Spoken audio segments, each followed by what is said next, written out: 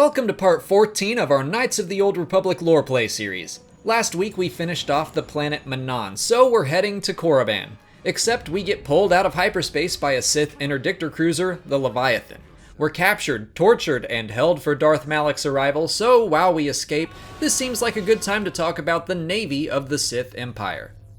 Let's start with this ship, the Leviathan. It was the flagship of Admiral Saul Kareth, who once served the Republic and was Karth's commanding officer, and is a major reason he has so many feelings that he refuses to talk about. The ship was also originally a Republic vessel created for the Mandalorian Wars. It was 600 meters long, capable of pulling other ships out of hyperspace, which I think is funny because in the current canon that technology isn't developed for another 4,000 years. Our goal right now is to get to the bridge so we can disable the tractor beam and escape in the Ebon Hawk. The Leviathan carried 2 squadrons of Sith Fighters, which made up most of the Sith Empire's navy.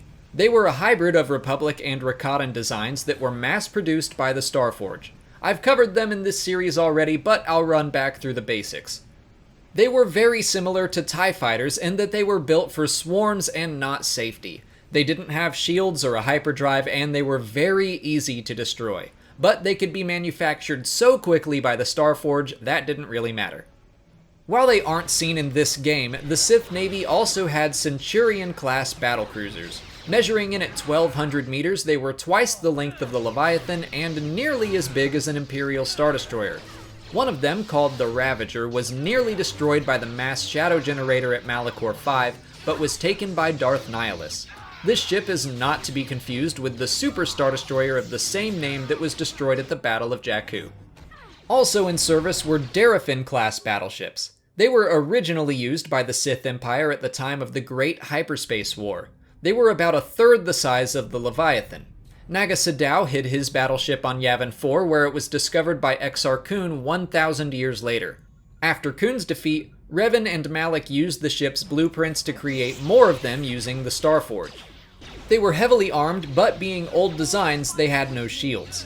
They were used kind of like large versions of Sith Fighters, meant to deal out as much damage as they could before being destroyed.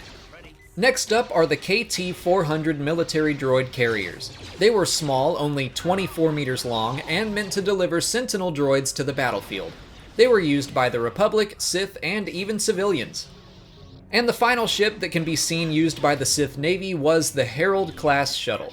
It was another hybrid design based on Republic and Rakatan technology. They were used to transport ship equipment and Kolto to and from battle. That concludes this list, so it's time to liberate the Ebon Hawk. After clearing the bridge, Karth gets to kill his old mentor. Was that cathartic for you, Karth? I'm so sorry. So we head back to the Ebon Hawk, and I made it all the way to the elevator before realizing I was supposed to disable the tractor beam first, so I had to run all the way back, and that means doing this spacewalk that is painfully slow 3 times. Maybe if I had been faster, we would have escaped before Malak arrived. Spoilers, we wouldn't have. But we're gonna stop here today, right before the big twist of the game. Next week, we'll talk about Darth Malak and his apprentice Darth Bandon. If you want to watch this series from the beginning, check out this playlist here. If you haven't already, please like this video, subscribe to the channel, follow me on Twitter, Instagram, and Facebook, and consider checking out my Patreon page. As always, thanks for watching, and may the Force be with you.